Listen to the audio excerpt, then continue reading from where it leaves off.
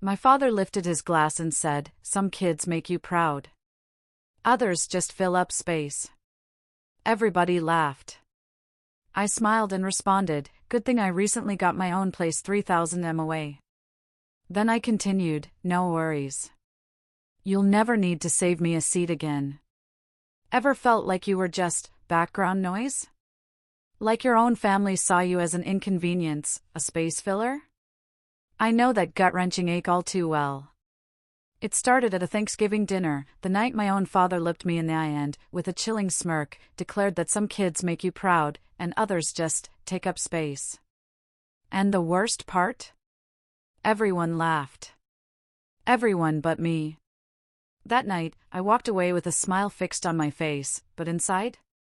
I was shattered. And I made a promise to myself, a promise that would change absolutely everything. So, let me take you back. I grew up in this picture-perfect suburb just outside Indianapolis. You know the type. Every lawn manicured, every mailbox a carbon copy. Every family looking like they walked straight out of a magazine. Our house. It was that classic small white home with green shutters, always smelling like fresh coffee and motor oil. On the outside, we were the ideal American family: Robert, the dependable dad; Linda, the sweet homemaker; Ethan, the star athlete, the golden child. And then there was me, Isabel, the quiet one, the one they barely remembered to mention. To everyone else, we were flawless. But inside those walls, I was just a shadow. The stark contrast that somehow made everyone else's light shine a little bit brighter.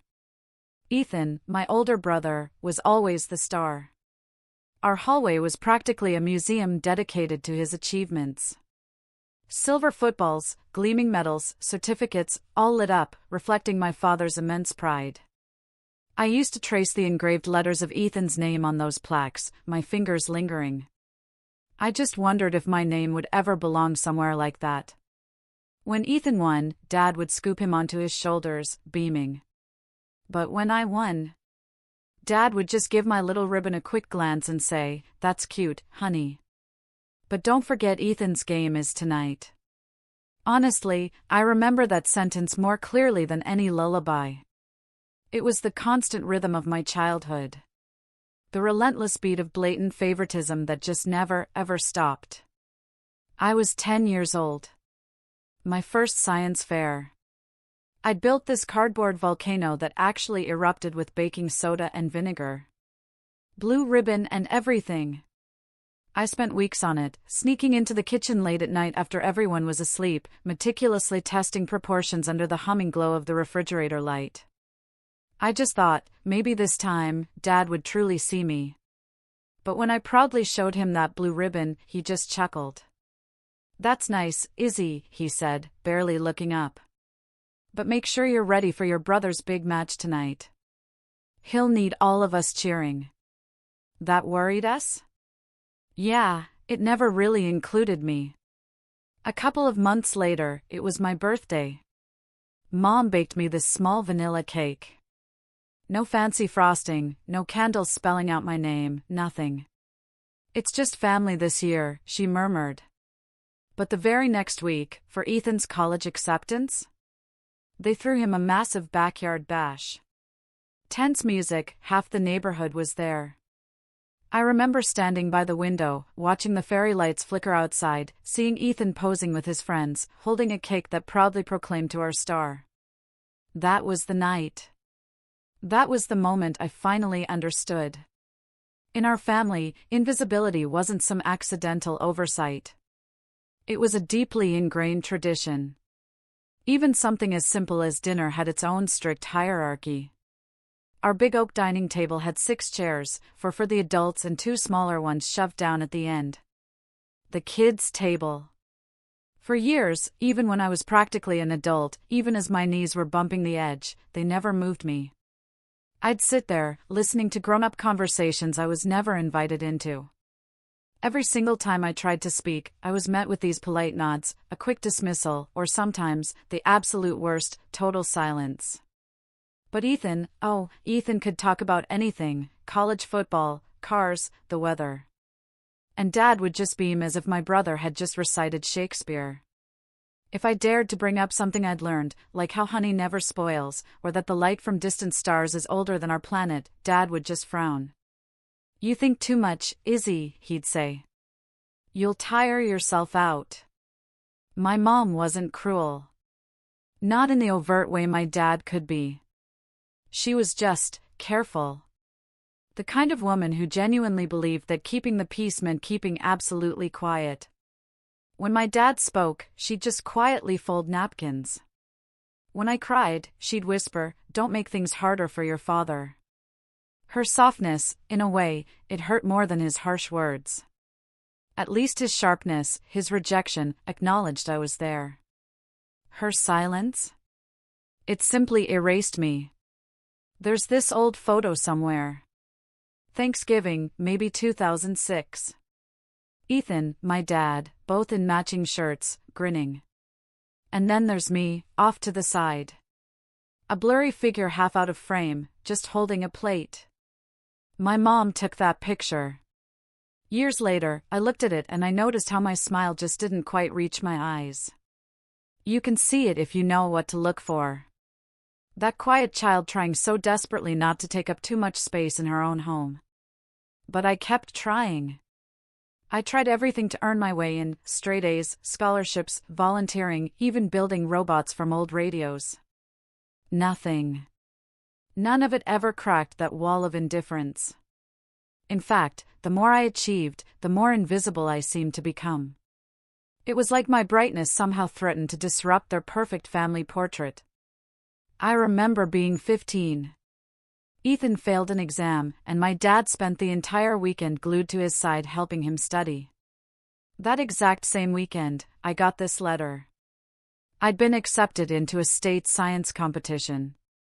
I was so excited. I handed it to my dad. He just nodded distractedly, his eyes still fixed on Ethan's notes. "That's good," he mumbled. "Just don't make your brother feel bad." That sentence, it just stuck with me. Don't make your brother feel bad. It taught me the unspoken rule, the absolute first rule of our household: my silence was the direct price of their comfort. Looking back now, it's wild how early I learned to disappear. I learned to laugh quietly, to physically shrink myself in photos, to walk so lightly the floorboards wouldn't even creak. I perfected the art of making myself small enough to fit into those tiny, unwanted leftover spaces. By the time I was 18, I was a master. I had truly perfected the art of being unseen. The basement. That's where I went. It became my refuge long before I even understood what that word truly meant. Upstairs, it was all booming laughter and ESPN highlights. But down there? It was quiet. Just the hum of an old fluorescent light, the faint buzz of electricity through tangled cords, the smell of dust and metal. It was cold in the winter, damp in the spring, but it was mine. Every single corner of that unfinished space. From the crooked shelves piled with broken appliances to my workbench cluttered with screwdrivers, it all became a sanctuary. I didn't have a room where my voice mattered, but I had a place where things actually listened when I touched them. It all started with this broken radio. Dad was about to throw it out, mumbling about useless junk. But to me, it looked like a puzzle, a mystery just waiting to be solved. I took it downstairs, unscrewed the back panel, and stared into that strange, intricate world of wires and circuits. I didn't get it at first, but I knew deep down that it had once played music. That somewhere inside that silence, a song was trapped, waiting for someone to bring it back. I spent hours on that cold concrete floor, cross-legged, devouring library books on transistor boards, watching YouTube tutorials late into the night. And then, after a week of pure trial and error, a faint crackle. Then static. And then, a voice. I remember this feeling that just swelled in my chest. Was it pride? Relief? I'd made something broken work again. For the first time, something in my world listened when I spoke. I ran upstairs, still clutching that dusty radio. "Dad, look!" I called out, breathless. I fixed it. He barely glanced up from the TV. That old thing, huh? Well, get your brother a drink, will you? He's been practicing all day. I just stood there for a few seconds, the radio still in my hands, like it was proof I existed. Then I turned, walked back downstairs, and put it on my workbench. I never mentioned it again. That was the night I made myself a promise: if no one in this house would ever notice me, then I would build something that simply could not be ignored. From that day on, the basement wasn't just a hiding place anymore. It became my workshop of small rebellions. I started taking apart anything I could get my hands on: old clocks, microwaves, broken game consoles. I learned to solder, to strip wires, to actually bring dead things back to life. Every spark from my soldering iron felt like a heartbeat, a tiny pulse reminding me that I was still here, still capable. There was something almost sacred about how these broken objects just surrendered to patience. Machines didn't care about charm or popularity. They responded to effort, to persistence, to understanding. I couldn't fix my family, but I could fix everything else. When I was 16, I built my first computer from scratch, entirely out of discarded parts I'd salvaged from the recycling center. The fan rattled. The screen flickered like crazy. But when it finally powered on, oh my God, I felt like I just opened a portal into an entirely new world. I taught myself basic coding, learned to 3D print prototypes from online blueprints, filling notebooks with designs I swore I'd one day create for real. This wasn't about escaping reality. It was about building a reality where I finally belonged. Of course, my father, he didn't see it that way. He'd occasionally venture downstairs, usually to stash old paint cans or broken furniture. He'd glance at my workbench, frown at the clutter of circuit boards and wires, and just mutter, "You should spend less time with junk and more time doing something useful." I never bothered trying to explain that this junk was literally what kept me alive. My mom would sometimes peek in, her face half lit by the narrow stairway light. "Don't work too hard, Isabel," she'd whisper, "you'll hurt your eyes." Then she'd disappear again, as if her presence there was forbidden. It wasn't cruelty from her. Not really. It was just habit. The habit of staying out of my father's way, even if that meant staying out of mine, too.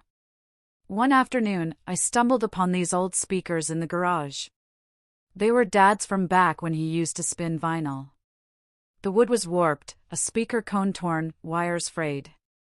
It felt poetic, somehow. Something once loved, now just discarded.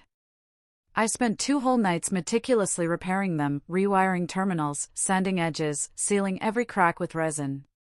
And when I was finally done, I carried them upstairs, so proud of my work. Dad was in his chair as always, buried in the sports section. "It works again," I said quietly. "You can use it in the living room." He just looked up just long enough to nod. "Good. Now, grab Ethan a glass of water before dinner." That was it. No acknowledgement, no curiosity, not a single trace of interest in what I'd just accomplished. Just another stinging reminder that even my successes were utterly invisible in this house. I stood there for a moment, the irony hitting me like a punch. I had just given sound back to something broken. Yet, no one in this family would ever truly hear me. That night, I went back down to the basement, turned off all the lights, and just sat there in the dark. That repaired radio, the one he called useless, played softly in the corner. I listened to a late-night jazz station, saxophone notes curling through the air like smoke. And I thought, maybe I wasn't meant to be heard here. Maybe the silence of this house wasn't something to fight anymore. Maybe it was something to outgrow. From that exact moment, every single wire I soldered, every device I repaired became another step closer to freedom. I wasn't just fixing things. I was building an exit. I promised myself, one day I would leave this basement, this house, this entire town. And when I did, I would never look back. I didn't know where yet, just that it had to be far enough that my father's voice couldn't reach me, but close enough that I could still hear the hum of something I had built. Something that worked because I made it work. Then the letter arrived. Thursday afternoon, wedged between grocery coupons and a stack of bills. A white envelope, a shimmering red seal. Stanford University Office of Admissions. For a second, I couldn't breathe. My hands trembled as I tore it open. Congratulations. We are delighted to offer you a full scholarship. I read it again and again, just in case it vanished. I sprinted down the hall, burst into the living room where my father was, of course, reading the sports section. Dad! I gasped. I got in. Full scholarship, Stanford. The name felt sacred, like undeniable proof I'd finally done something big. I waited for surprise, for pride, even just a smile. But he just slowly folded his newspaper, looked up, and gave me the same flat expression he'd give a weather report. Stanford, he repeated. That's in California, isn't it? I nodded, still trying to grin. Yeah, it's one of the best engineering programs in the country. He leaned back, exhaled, and said, That's too far. Ethan's going to Purdue. Much more practical. If you want to go that far, you'll have to figure it out yourself. Then he picked his newspaper back up. Conversation over. My mom, standing by the sink, mumbled, Your father's just worried about the distance. But she didn't meet my eyes. No one said, Congratulations. No pictures. No cake. No, we're proud of you. That moment, which should have been a triumph, felt like a secret. Something small enough to keep hidden in my pocket where no one could take it away. That night, I went back to the basement, sat at my workbench, and unfolded the letter. The words still glowed, but they didn't feel like triumph anymore. They felt like escape. I whispered Stanford aloud, letting the sound fill the empty room. For the first time, leaving didn't just excite me. It felt absolutely necessary. The next few months were a total blur. I worked nonstop, part-time at a hardware store, fixing electronics for neighbors, selling custom-built speakers online.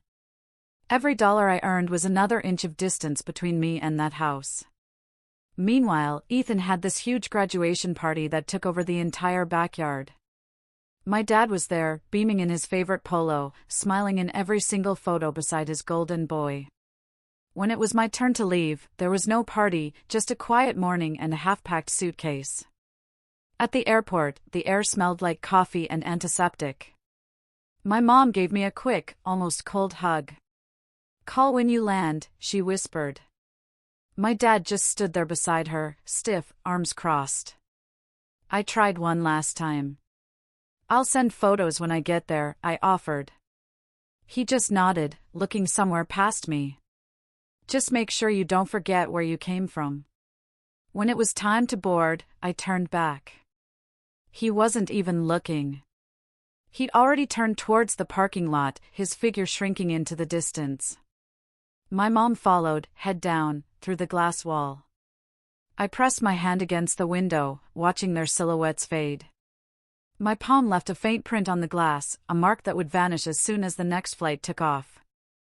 On the plane, I clutched that Stanford letter in my jacket pocket, gripping it every time uncertainty tried to creep in. I told myself, maybe once I'm gone, they'll finally see me. Maybe distance will sharpen their vision, make them realize what they'd had all along. But when I landed in California? Nothing.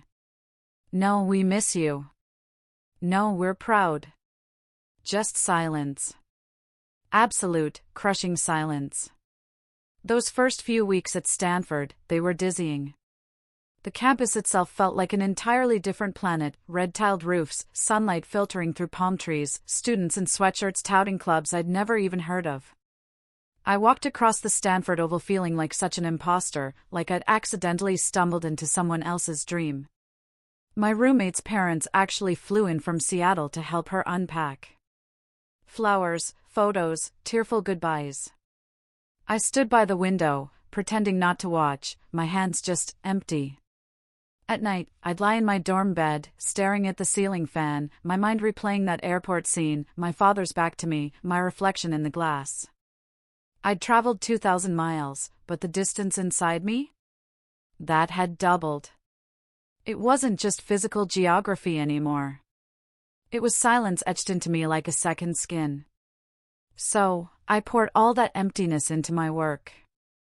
I studied harder than anyone else, practically living in the computer lab long after midnight. I joined the robotics team where the hum of machines became a comforting replacement for conversations I simply didn't know how to start. When those circuits lit up, I felt something close to peace. That same quiet satisfaction I used to find in my old basement. But then sometimes, after I'd finished a project or aced an exam, I'd catch myself glancing at my phone, waiting for a text that would never come. That's when it hit me. Leaving home doesn't erase the hunger to be seen. It just changes where you starve. I really thought distance would make them finally realize my worth. I thought success would make them proud, but I was so wrong.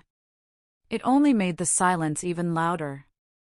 Those first few years in California, it felt like walking a tightrope, constantly teetering between sheer exhaustion and pure survival. I showed up at Stanford with 2 suitcases, a beat-up second-hand laptop, and just enough savings to last maybe 2 months if I stretched every single dollar. The scholarship covered tuition, sure, but not food, housing, or books. So, I worked 2 part-time jobs, sometimes 3 when hours were tight. By day, I was in lectures diving into algorithms and supply chain design. By night, I wiped tables at a cafe near Palo Alto. On weekends, I stocked boxes at a local hardware store. My body was in constant motion, but my mind held on to one quiet mantra: keep going. Dinner was usually just instant noodles or half a sandwich I couldn't even finish during my shift. My bed was a sofa in a cramped shared apartment with 2 other students whose parents, of course, wired the money every single week. Me? I just had silence. Some nights when I couldn't sleep, I'd stare at the ceiling, letting my mind drift back home to that basement. The hum of machines, the scent of dust and oil. It was strange how a place that once felt like exile now felt like the only place I'd ever been truly certain of myself. I found a new haven in the university's robotics lab. Open 24/7, dimly lit, the air thick with the metallic tang of solder and ozone. There, surrounded by half-assembled drones and tangled wires, I felt alive again. Machines were still my language, predictable, logical, reparable. People? Not so much. I'd lose hours perfecting a motion sensor, recalibrating a servo, my hands moving on instinct. Sometimes I'd stay so long the janitor would just flick the lights to remind me it was 3 a.m. It was during one of those nights that I collapsed. I hadn't eaten properly in 2 days, hadn't slept in 3. My vision just blurred while I was testing a circuit board, and the next thing I knew, I was on the floor, a faint taste of metal in my mouth. A grad student, Michael, found me, rushed me to the campus clinic. When I woke up, he was sitting beside my bed holding a cup of warm tea. "You need to take care of yourself," he said gently. I almost laughed. Take care of myself? That was literally the only thing I'd been doing since I was old enough to realize no one else would. The doctor said I was severely anemic, undernourished, dehydrated. He suggested I call home, maybe ask for help. I just nodded, knowing it wasn't an option. The last message from my father was months ago. A forwarded link to an article about Ethan's latest football trophy. No comment attached. I deleted it without even reading. So, I went back to work. Slower at first, but with a burning new determination. I learned how to survive on nothing. Discount groceries, late-night leftovers, free bread from the cafe after closing. I told myself it was temporary, that this struggle was simply the tax I paid for freedom. And in a way, it was true. Every single hardship taught me something new: how to code faster, think sharper, repair what others would just discard. I started freelancing for small local businesses, helping them automate basic logistics. That's how I first fell in love with the idea of systems. Not just the machines themselves, but the invisible networks that made them all work together. By graduation, I had a small, impressive portfolio of projects and a reputation among my professors for stubbornness bordering on obsession. So, when a startup in San Jose reached out looking for an entry-level engineer, I didn't hesitate for a second. They focused on logistics optimization, designing routes, managing warehouse flow, using AI to cut down waste. The company was tiny, just 2 former engineers with enormous dreams, crammed into an office that perpetually smelled of burnt coffee and ambition. I started as an intern, barely earning enough to cover rent. But for the first time, I was building something that mattered. The pace was absolutely brutal. We pulled 12-hour days, sometimes 16. The founders literally slept on the office couches, and soon enough, so did I. In those early months, our software crashed more often than it actually ran. Clients bailed. Investors ghosted us. At one point, we had only $800 left in the entire company account. But I stayed. I fixed bugs until my eyes burned. I rewrote entire modules overnight when systems failed. There was this one week, I swear I barely saw the sun, just screens glowing in the dark and the steady thump-thump of my own heartbeat, reminding me I was still alive. One evening, after a particularly grueling day, I stepped outside, watching the sunset bleed into the horizon. The world around me was so quiet, cars passing, neon signs flickering to life. And for the first time in years, I didn't feel invisible. No one here cared about Ethan. No one cared who my father was. The only thing that mattered was whether the system worked, whether the code held up, whether the trucks moved on time. I had finally found a world where effort was currency. And I could finally afford to exist. But even then, success crept forward agonizingly slowly. Months blurred into years. That exhaustion, it became familiar, almost comforting. I learned to write code on 4 hours of sleep, to make business calls with a fever, to smile through investor meetings even when my hands were shaking from caffeine and stress. It wasn't easy, no, but it was real. I was building something tangible, brick by invisible brick. Sometimes when I stayed late after everyone else had left, I'd turn on that small radio I kept by my desk, the same model I'd repaired years ago in my father's basement. It would play softly in the corner, filling the sterile office with a strange warmth. I'd watch the monitors flicker and think about how far I'd truly come. Here, I wasn't anyone's daughter. I wasn't the other child. I was Isabel Hart, an engineer, a builder, a woman who made systems work. Still, there were nights when loneliness pressed heavy on my chest. That kind of silence no machine could ever fill. I'd imagine calling home just to hear a familiar voice. But I knew exactly what waited on the other end: indifference, small talk, maybe a passing mention of Ethan's latest milestone. So I called no one. I told myself that family could be built the same way as circuits, carefully, intentionally, with patience and design. I just hadn't found the right blueprint yet. Years later, looking back at those long nights, the hunger, the fear, the endless grind, I don't see failure. I see a foundation. Those years didn't break me. They shaped me. They taught me that strength isn't about who catches you when you fall. It's about learning how to stand back up even when no one notices you're down.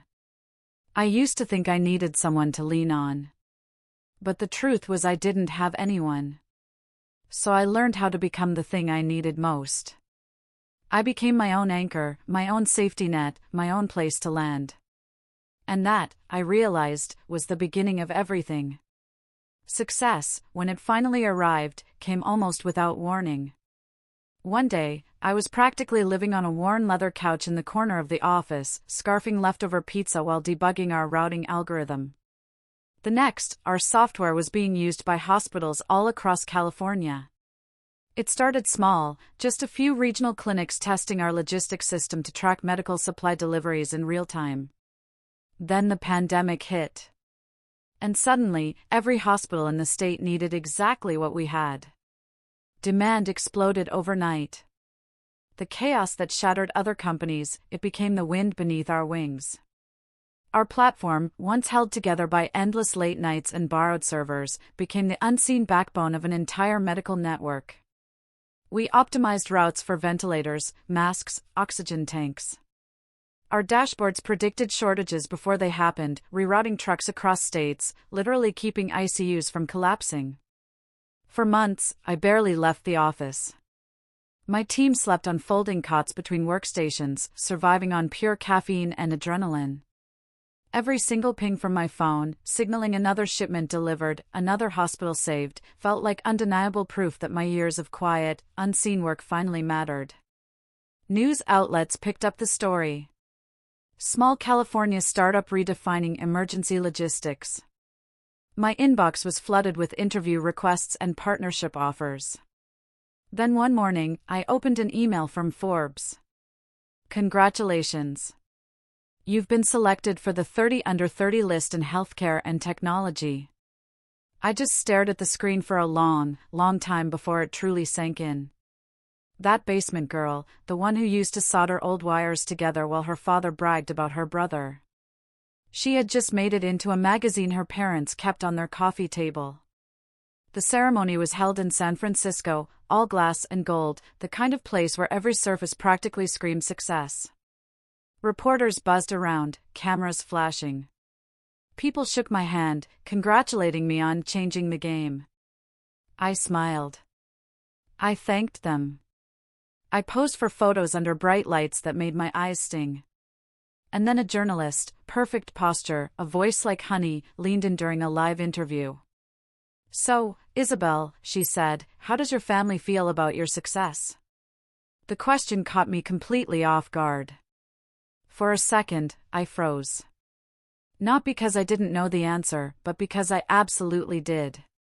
I put on that same polite smile I'd perfected years ago. Oh, they're not really into this kind of thing, I said, trying to sound breezy. They don't care much for technology. The interviewer laughed, assuming I was joking. Cameras flashed again, but behind that laugh, something inside me just went quiet. Later that night, alone in my hotel room, the award plaque resting on the desk beside me. The city outside glittered, alive with celebration, but I couldn't feel any of it. I thought of my father, probably in his old recliner, watching football, completely unaware or simply uninterested that his daughter's name had just been broadcast on national television. I thought of my mother tidying up after dinner, maybe glancing at the muted TV and flipping the channel before my segment aired. And Ethan, he was probably out celebrating some promotion of his own, surrounded by friends who cheered his every move. The silence from home was almost painfully predictable. Not even a text, not even a question. I used to think that if I achieved enough, it would force them to see me. That success would be a spotlight bright enough to pierce their indifference. But all the lights in the world couldn't reach them. When the ceremony ended, I stepped outside, glass trophy in one hand, phone in the other. The night air was cold, the street slick from earlier rain. My reflection in the building's mirrored wall looked like a stranger. Tailored suit, confident smile, hair neatly pulled back. I tried to see the girl my father had ignored. The one who used to sit at the kids' table. But she was gone. And yet in her place, I felt only emptiness. Over the next few months, the company scaled at a pace I could barely comprehend. National partnerships, expansion into dozens of states, acquisition offers from corporate giants. My calendar was jammed with board meetings and investor calls. I learned to speak the language of business, efficiency, capital, growth. Powerful. Words, sure, but they meant so little to the child inside who just wanted to be seen. Every time we hit a new milestone, someone would say, "You must be so proud." And I'd nod, smile, thank them. But pride? That felt like a foreign concept, too. Me? I didn't feel proud. I just felt exhausted. Tired of chasing an acknowledgement that never, ever came. Tired of filling the silence with achievement after achievement after achievement. One night, after yet another interview, I went home to my empty apartment in San Jose. I poured myself a glass of wine, scrolling through my phone, past countless articles praising my visionary leadership. Then I stopped at a photo from that Forbes event. Me holding the award. Cameras flashing. The caption read, "From basement tinkerer to tech visionary. Isabel Hart proves that grit beats privilege." I just stared at that word. Privilege. It made me laugh. A quiet, bitter sound. They had no idea. Privilege was Ethan's name engraved on every trophy. His automatic seat at the adult table. The effortless comfort of being loved without having to earn it. What I had? That wasn't privilege. It was survival dressed up as ambition. I closed my laptop, set the award on a shelf, and sat there in the dark. The apartment was silent, save for the faint hum of the refrigerator. The city lights outside painted soft rectangular glows on the floor. I realized I had everything I once thought I wanted. Success, stability, recognition. But none of it, absolutely none, filled that hollow space I'd carried since childhood. When you grow up invisible, you desperately believe visibility will save you. You think if you shine bright enough, the people who ignored you will finally turn their heads. But all it really does is cast even longer shadows. The next morning, I woke before dawn, standing by the window, watching the fog roll over the city. For the very first time, I allowed myself to whisper the truth: they'll never see you the way you hoped they would. And strangely, instead of breaking me, that thought felt like pure freedom. The world saw me now. The headlines saw me. My colleagues saw me. But my parents? They never would. And maybe, just maybe, that was finally okay. Because somewhere deep inside, I was beginning to understand something even more powerful than being seen. The profound peace of knowing I no longer needed to be. After the acquisition deal finally closed, the world around me just accelerated. Meetings, contracts, lawyers, headlines, it all blurred into a single, breathless rush. The number in my bank account didn't even feel real. I'd spent most of my life counting coins for instant noodles, and now I could buy almost anything I wanted. But once the noise faded and the congratulatory emails stopped pouring in, I realized I didn't want anything. I wanted somewhere that felt like peace. I found it on a gray Seattle morning. The city was wrapped in a soft mist, the air sharp with the smell of salt and rain. The realtor led me into this apartment with floor-to-ceiling glass walls overlooking Elliott Bay. The ocean shimmered beyond them like liquid steel. The space was profoundly quiet. No echoing footsteps, no hum of conversation, just the distant, steady rhythm of waves meeting the shore. "It's a bit cold for some people," the realtor said, "but it has a view you'll never forget." I didn't need to think twice. I signed the papers that afternoon. The apartment wasn't extravagant, but it felt intentional. Every line clean, every detail precise. I filled it slowly, not with luxury, but with meaning. The floors were dark walnut, warm under bare feet. The walls, a soft shade of cream, caught the light rolling in from the water. In the center of the main room, I placed a long walnut dining table. 10 chairs, all the same height. No kids' table, no hierarchy, every seat equal, every voice welcome. I ran my hand along its smooth surface and thought, this is the table I've waited my whole life to sit at. On one wall, I hung my degrees and patents in simple black frames. The Stanford diploma, the company's founding certificate, the engineering patent that had changed my life. No family photos, not out of bitterness, but because I wanted this space to truly represent the woman I had built from scratch. The one who existed beyond comparison, beyond the shadow of anyone's expectations. I furnished the apartment like someone curating a sanctuary. The couch was deep brown leather, worn just enough to feel lived in. A bookshelf lined one wall, filled not with business books, but with novels, essays, and old engineering manuals.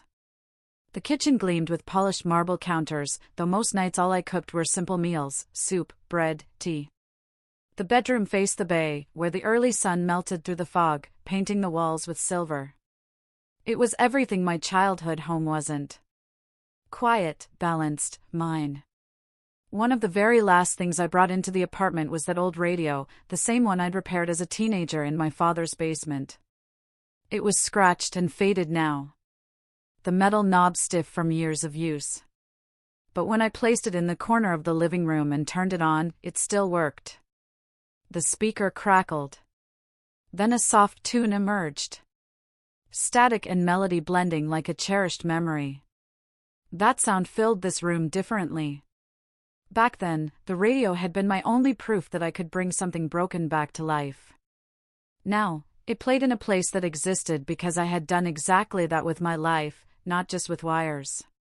Sometimes in the evenings, I'd sit by the window with a cup of tea, watching the ferries drift across the bay. The skyline shimmered in the distance, quiet, deliberate, like a city that didn't need to prove anything. And I realized that was what I wanted for myself.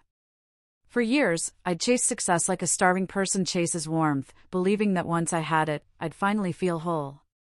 But here, in this stillness, I understood something profound. Success was just noise. Peace was the quiet underlying melody. People started to notice the change. Colleagues would ask why I hadn't bought a mansion, why I chose a quiet place instead of a high-rise penthouse in San Francisco. I'd just smile and say, because I didn't buy luxury. I bought peace.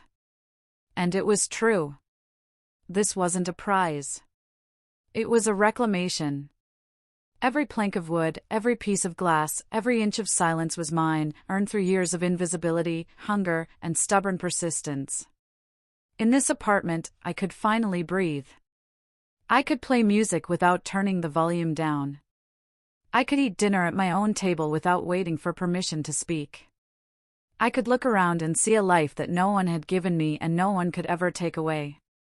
Some nights, I'd leave a single lamp on by the table, letting the room grow dim.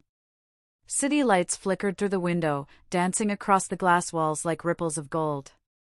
I'd sit there tracing the grain of the wood, thinking about the years it took to reach this place, the basement, the rejection letter that became a scholarship, the nights I coded until my hands cramped, the company born from chaos, and always that voice, my father's, echoing faintly from the past.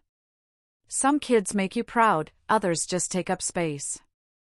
I smiled every time I thought of it now because here I was, 2,000 miles away, surrounded by space I had made for myself, and it was beautiful. The old radio played softly in the background, a steady, perfect hum. I imagined the younger version of me, sitting on that cold concrete floor, holding a soldering iron, dreaming of somewhere she could belong. If she could see me now, this table, the ocean, this quiet, she would understand. I hadn't just built a home. I had built a new world. This place wasn't proof that I'd made it. It was proof that I'd healed, that I'd stopped asking for permission to exist. And in that stillness, beneath the hum of the radio and the slow rhythm of the sea, I realized something simple and true. I didn't need to fix anything anymore. Not machines, not relationships, not even myself. Everything that truly mattered was already working. 7 years. 7 long years had passed since I'd left Indiana. 7 years since I'd last stood in that house with its polished oak floors, its heavy curtains, its walls plastered with photos of Ethan's beaming face. The invitation came via email. Polite, almost clinical. Thanksgiving dinner, 6 p.m. Hope you can make it. Mom. No mention of Dad. No warmth, no apology, just an address I still knew by heart. For a long time, I hovered over the delete button. I didn't owe them my presence. Not after all those years of crushing silence. But something inside me, not quite bitterness, more like a longing for closure, whispered that it was time. Not to reconcile, not to fix things, but just to return one last time.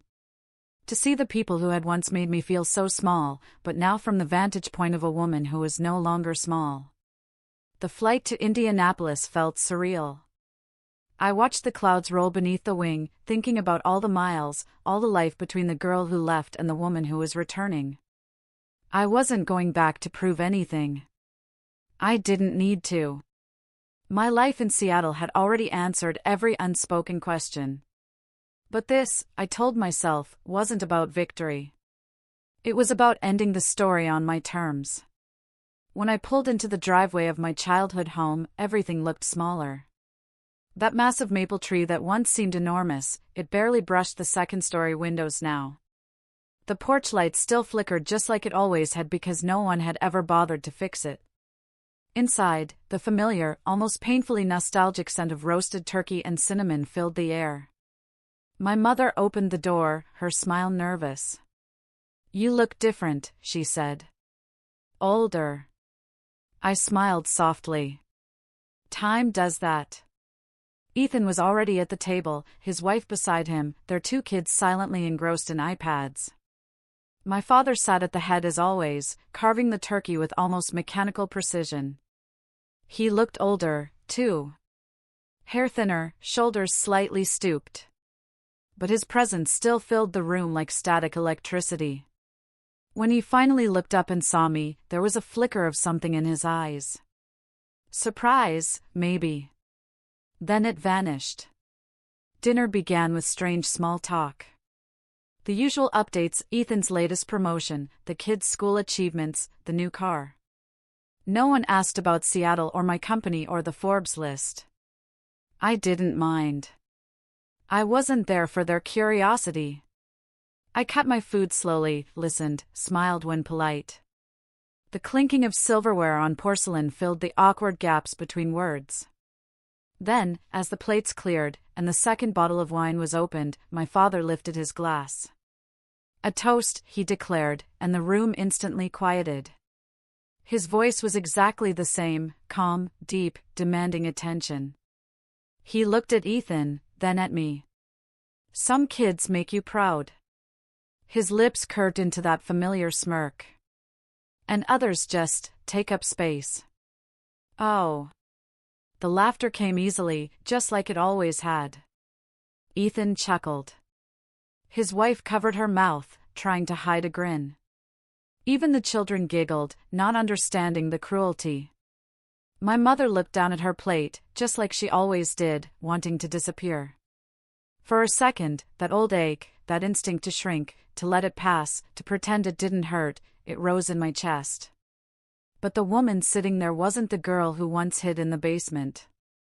I set my fork down gently and looked directly at him. "Good thing I just bought my own place," I said, my voice calm, even, but sharp enough to slice through the lingering laughter. 2,000 miles away, so no one has to make space for me anymore. The laughter stopped instantly. Forks froze mid-air. The room fell into that thick, airless silence that follows a truth no one expected to hear. My father's smirk faltered.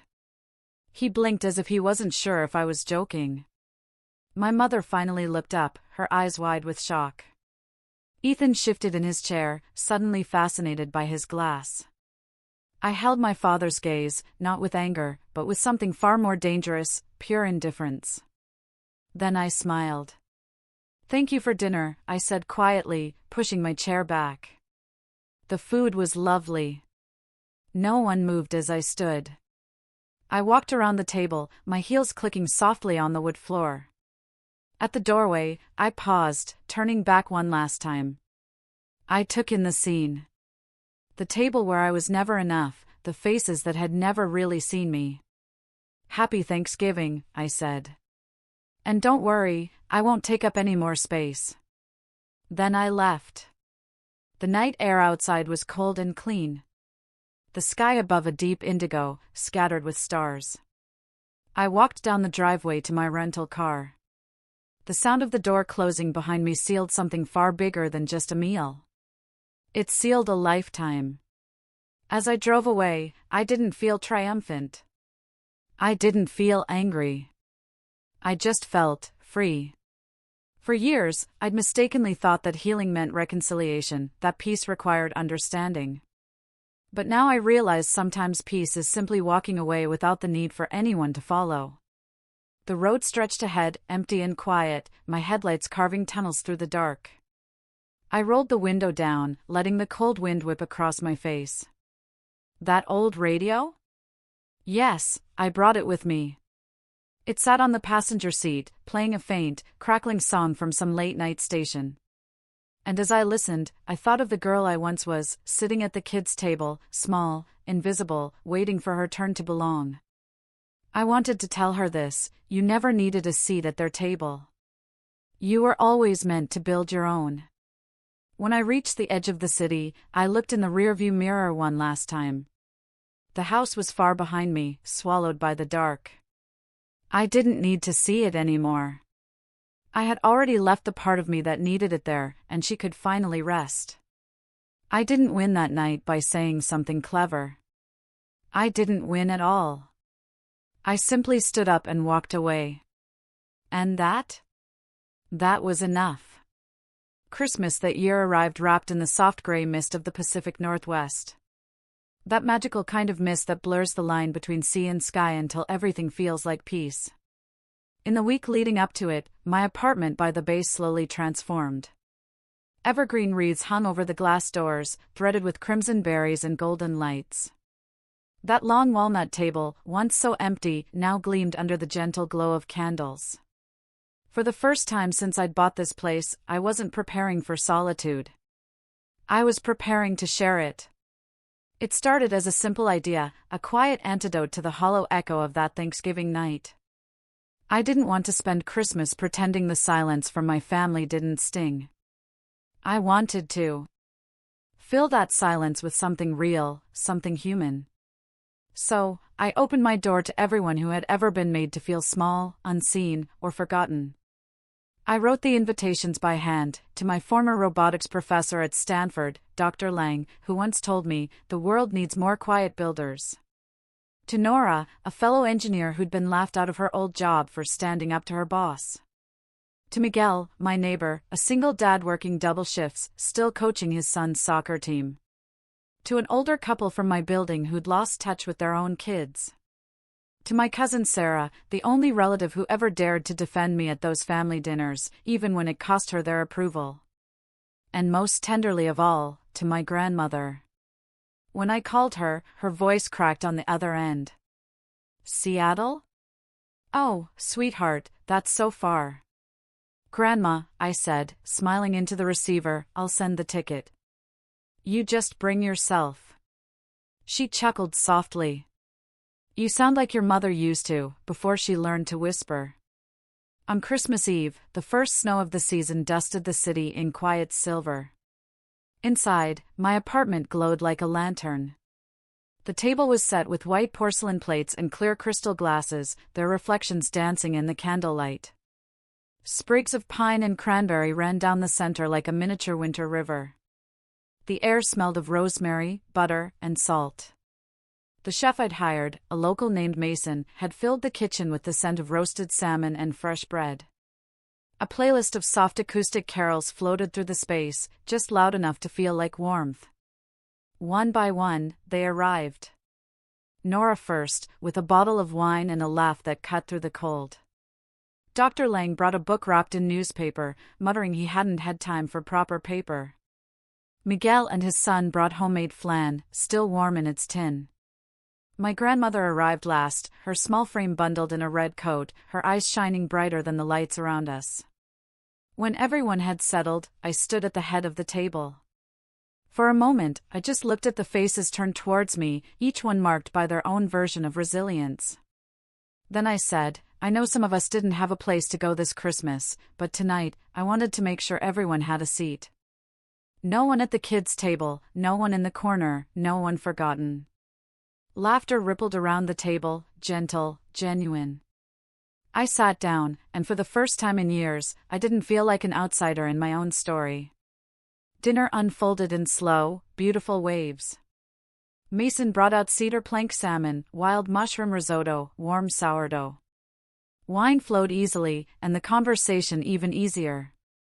Nora told stories about working night shifts in tech, turning corporate arrogance into comedy.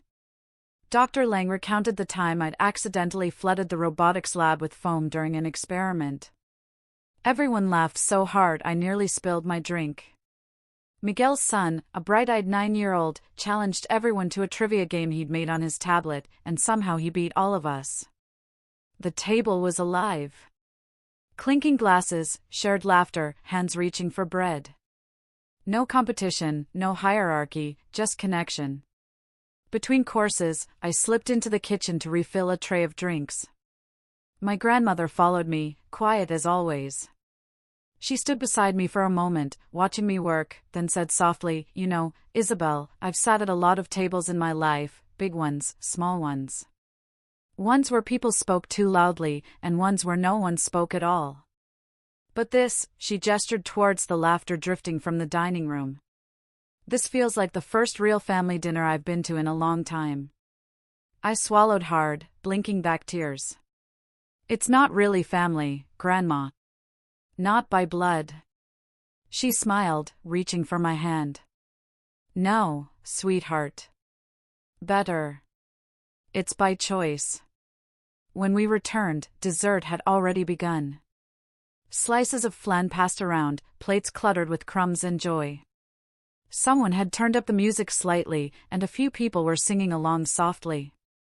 I looked around the table and realized that every person there carried a story of exclusion. The teacher not taken seriously because of his accent. The colleague dismissed for her gender. The cousin labeled too emotional. The grandmother treated as background noise by her own children. Every single one of them had been told in one way or another that they took up too much space. And yet here we were, filling a room beautifully. As the night deepened, I raised my glass. "To the ones who were left out," I said, "and to the ones who learned to build new tables." The room fell quiet, then erupted in gentle cheers. Glasses clinked. Someone started humming along to the music again. Later, when the plates were empty and the candles had burned low, we all stayed at the table, just talking, sharing memories, laughing about nothing and everything. I noticed how easily everyone listened to one another. No interruptions, no comparisons, just warmth. My grandmother reached for my hand again. Her voice a whisper meant just for me. "You did it, Isabel," she said. "You built the kind of family your father never understood." "Oh, Grandma." I turned my head towards her, the flicker of candlelight catching in her eyes. "I didn't build it alone," I said. "They came, and they made it real." She nodded slowly. "That's what real families do. They make each other real." When everyone had finally gone home and the apartment fell silent again, I stood by the window overlooking the dark bay.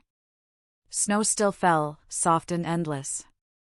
The table behind me was a beautiful mess, empty glasses, napkins folded into careless hearts, the faint scent of pine and vanilla lingering.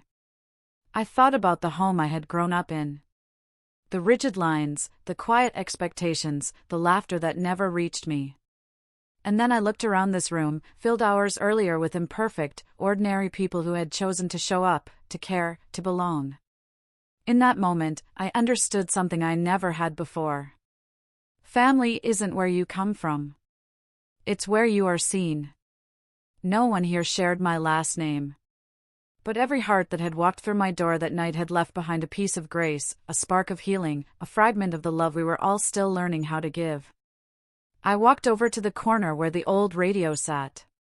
I turned the dial gently until a faint tune drifted out. A soft jazz version of Silent Night. The same song that had played in the basement all those years ago when I dreamed of a different life. Only now, it didn't sound like longing. It sounded like home. As the snow thickened outside, I whispered to no one in particular, "There's no family here tonight by blood." But every heart in this room was real. And for the first time in my life, that was more than enough. By morning, the snow had stopped, leaving the city wrapped in quiet white. My apartment still carried the faint scent of pine and cinnamon. The table, a beautiful battlefield of crumbs and candle wax. I was barefoot, mug of coffee in hand, watching sunlight stretch across the floor when my phone buzzed on the counter. At first, I ignored it. I wasn't ready to rejoin the world's noise. But when it buzzed again, then a third time, I glanced at the screen. Dad. My thumb hovered over the answer button. 7 years of silence and now he was calling? I hesitated. Then I swiped to accept. Isabel, his voice was sharp, controlled, exactly the tone he used when I was a child and had done something he considered foolish. Do you know what's happening right now? I frowned. Good morning to you, too. He completely ignored that. The entire town has seen those pictures. Pictures? I asked, confused. The Christmas dinner, he snapped. Someone posted them online. Your cousin, I think. Everyone's sharing it. The warmest Christmas dinner in Seattle. You and your group. People are calling it inspiring. I blinked, genuinely surprised. I hadn't even realized anyone had taken photos. Sarah, my cousin, she always loved documenting moments. Apparently, he continued, his voice rising, you said something about building a table for the forgotten. You think that's funny? The comments are saying how your family rejected you. How you built your own. You've made us look like fools, Isabel. The whole town's talking. I leaned against the counter, staring out the window at the bay. I didn't make you look like anything, Dad. You did that all on your own. Watch your tone. There it was. The command. The old dominance, as if absolutely no time had passed. But this time, I didn't shrink. My voice stayed steady, calm, like the sea outside. I didn't mention your names. I didn't blame anyone. I just hosted dinner for people who didn't have a place to go. He scoffed. And you called it family? I smiled faintly. It felt like one. A sharp, uncomfortable silence filled the line. I could almost picture him pacing, gripping the phone far too tightly. You always did love dramatics, he finally said. All this self-pity, parading your so-called independence. What? You think you're better than us now? No, I said softly. I think I finally stopped needing you to tell me I'm enough. He exhaled hard, as if my calmness offended him more than any argument could. You have no idea how disrespectful this is. Your mother's been humiliated. Your brother called this morning, says people are asking what happened between us. You've dragged our family through the mud just to play the victim. I closed my eyes. There it is. I thought. The story they'd always needed to tell. That I was the problem. That I'd turned my back on them. I had lived my whole life trying to rewrite that narrative. But now I realized I didn't have to. They could keep their version. I had mine. Dad, I said, quiet but firm. You're upset because people saw something true, not because I said it. You've always cared more about how things look than how they are. Don't you dare talk to me like Robert. That's enough. The voice came from somewhere behind him. Faint, but unmistakable. My grandmother. I hadn't realized she was with him. Maybe she'd gone there after the holidays. Maybe she'd heard the whole conversation. Mom, he started, but she cut him off. No, you listen to me now. Her voice, though weak with age, carried more authority than his ever had. I saw those pictures, too. I saw her table. There was a long pause. I could imagine my father stiffening, ready to defend himself. But my grandmother didn't let him. She didn't shame you, Robert. She didn't even mention your name. She showed people something beautiful. A room full of souls who had nowhere else to go, sitting together, being seen. That's not humiliation. That's grace. He said nothing. She's not taking up space, my grandmother continued softly. She built a table big enough for everyone who was told there wasn't one. Even for you. Silence. A thick, trembling silence. The kind that comes when truth finally pierces pride. I stood by the window, gripping the edge of the counter, listening to the faint hum of the call. Finally, my father spoke, quieter now. "You don't understand, Mom. People," she interrupted, "will forget by next week. But your daughter will remember this moment for the rest of her life. Don't make her remember that her father called her success an embarrassment." He didn't answer. "Robert," she said again, gentler now. "For once in your life, just be proud of her. Even if you don't understand her." That's all she ever wanted. There was a faint sound, maybe the phone shifting hands, maybe the scrape of a chair. Then my grandmother's voice, closer to the receiver. "Sweetheart." I swallowed hard. "I'm here, Grandma. I saw the photos. It was a beautiful dinner." Her voice trembled. "You looked happy. Truly happy." I whispered. "I'm proud of you," she said simply. Those 4 words, they hit deeper than any award or headline ever could. For a moment, I couldn't speak. I pressed my palm to the glass, watching the waves crash against the rocks below, letting her words sink into the space where all the old wounds used to live. "Thank you," I managed. "That means everything." "I know," she said softly. Then, after a pause, "Don't let his anger make you doubt what you've built. Men like your father don't know how to love without control. But you? You loved without permission. That's stronger." I think I finally understand that. I smiled, tears I hadn't realized were falling now, tracing lines down my cheeks. The line went quiet for a few seconds. Then I heard her say gently, "I should go, darling. He's pacing holes in the carpet." I let out a small, wet laugh. "Go easy on him." "No," she said, a hint of amusement in her voice. "He could use a little discomfort." When the call ended, I stood there in the sunlight, my phone still warm in my hand. The silence that followed wasn't heavy this time. It was clean. I didn't feel guilt for walking away or sorrow for what was broken. I just felt light. I poured myself another cup of coffee and walked back to the window. The bay shimmered under the winter sun. The world outside, impossibly still. For the first time in my life, my father's voice didn't echo inside me anymore. It had been replaced by another. My grandmother's, firm, loving, and infinitely clear. She didn't take up space. She built a new table. And as I watched the waves move in a slow, endless rhythm, I realized I had finally done the same. For years, I'd carried the guilt of leaving. The fear that independence made me ungrateful. That success made me selfish. But that morning, with the ocean shining before me and her words still warm in my chest, I understood something simple and profound. Leaving wasn't betrayal. It was survival. And survival, in its quietest form, was the truest kind of love. The love that builds space for others to breathe. For the first time, I didn't feel like the girl who had walked away.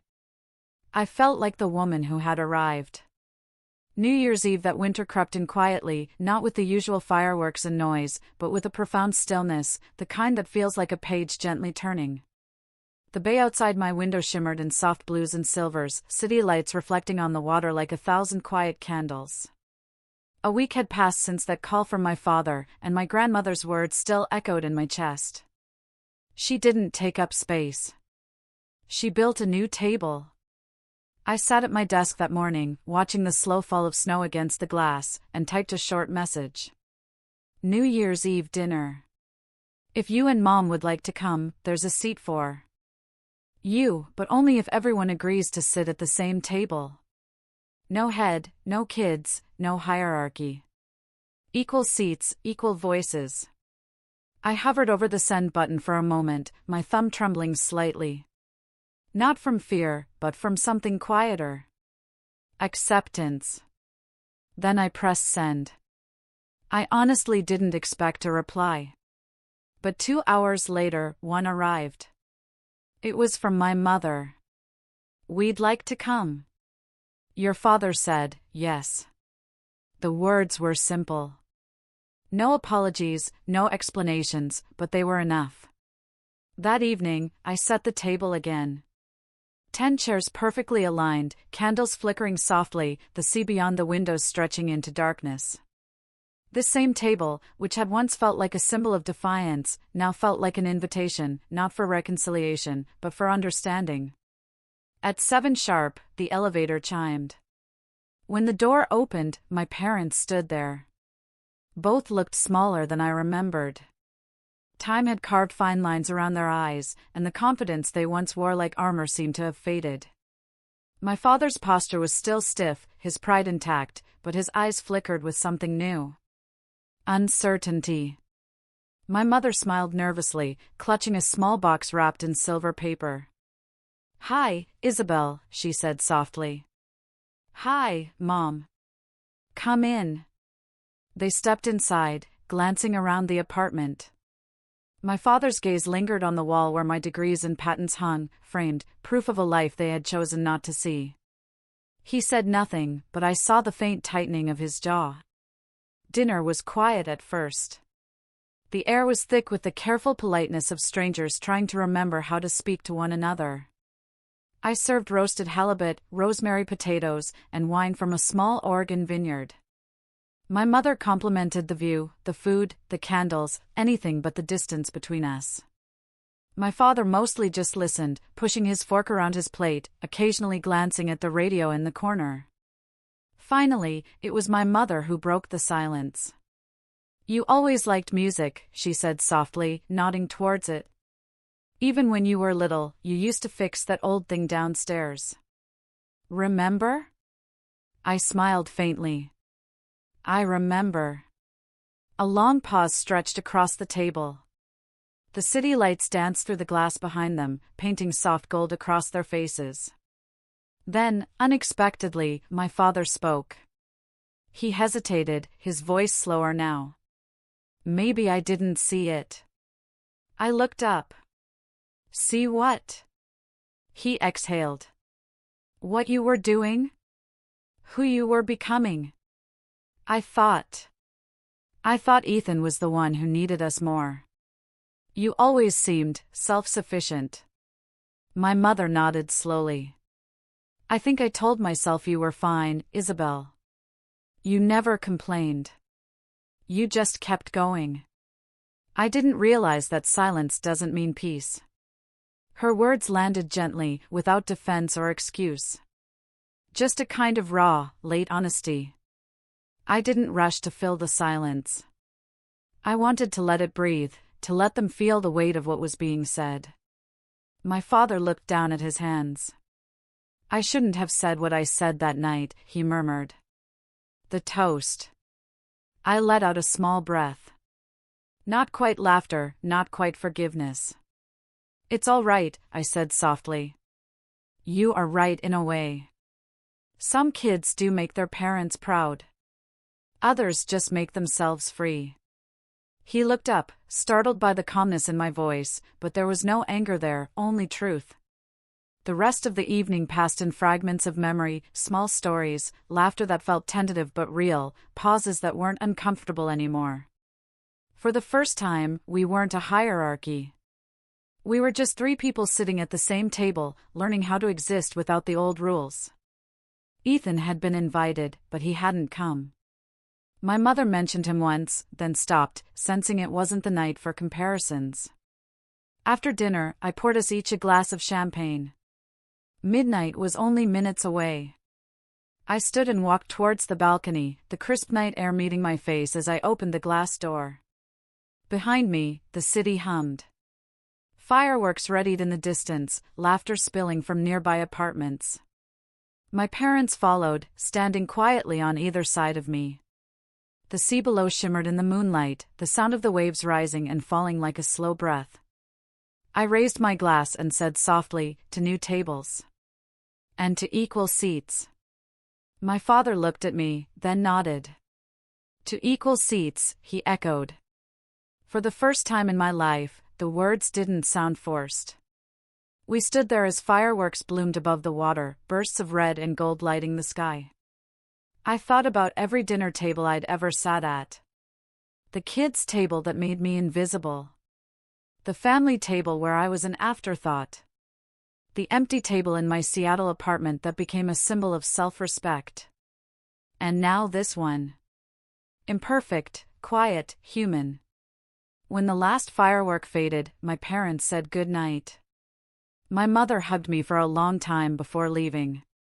My father lingered a moment, as if he wanted to say something else, then simply said, "Take care of yourself, Isabel." "I always do," I said. When the door closed behind them, the apartment fell silent again. But it wasn't the old kind of silence, the cold, echoing kind. It was soft, earned, full of space. I walked back to the balcony, still holding my glass. The reflections of the city rippled across the water like tiny constellations.